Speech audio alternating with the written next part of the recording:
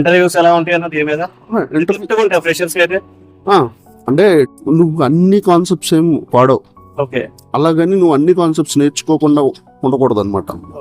Interview కోసం ఇంటర్వ్యూలో ఏంటంటే అంటే వాడు అన్ని నేర్చుకున్నాడా, అన్నిటి మీద గ్రిప్ ఉందా లేదా అని టెస్ట్ చేస్తాడు. ఈవెన్ దో వాడు కూడా యూజ్ చేయకపోయినా, అంటే ఇప్పుడు మనం చేయబోయే వర్క్ కి ఇది అవసరం లేదు అన్నదాన్ని కూడా వాడు నిన్ను ఇంటర్వ్యూలో అడుగుతాడు. సో నువ్వు ఇంటర్వ్యూకి వెళ్ళేటప్పుడు మాత్రం చాలా ప్రాపర్ గా అన్ని కాన్సెప్ట్స్ స్ట్రెచ్ చేసి ఇన్డెప్త్ గా వెళ్ళిపోవాలి.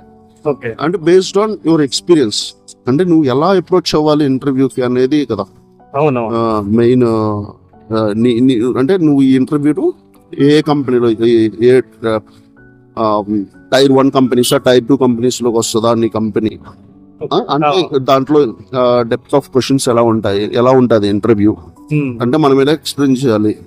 ఇప్పుడు ఫర్ ఎగ్జాంపుల్ నీకు ఒక ఫ్రెషర్ క్యాండిడేట్ ఇంటర్వ్యూ వాడు ఆన్సర్ చేసే క్వశ్చన్ ఒక 3 years 4 years ఎక్స్పీరియన్స్ తను అదే క్వశ్చన్ కి అలానే ఆన్సర్ ఇవ్వకూడదు కదా. అంటే ఎలా ఇవ్వాలి, నేను ఈ 3 years ఆఫ్ ఎక్స్పీరియన్స్ లో నేను ఈ క్వశ్చన్ ని అంటే నేను ఇది చేశాను అని ఆ ఎక్స్పీరియన్స్ లో నుంచి వాడు చెప్పాలి. నేను ఇది చేశాను, నేను ఇలా చేసినప్పుడు ఇదిగో ఇది యూజ్ చేసినప్పుడు ఈ ప్రాబ్లం వచ్చింది, లేకపోతే నేను ఇలా హ్యాండిల్ చేశాను అనేసి తన ఎక్స్పీరియన్స్ లో నుంచి చెప్తే అదేంటంటే ఆ ఇంటర్వ్యూకి ఎదురుండేవాడికి ఏమవుతుందంటే ఓకే వీడు యూజ్ చేశాడు, మన ఎక్స్పీరియన్స్ లో నేను చెప్తున్నాం కదా, దాని గురించి నాకు తెలుసు అని కాకుండా నేను యూజ్ చేశాను అని చెప్తున్నాను. నేను ఇప్పుడు దర్ ఇస్ అ డిఫరెన్స్ కదా.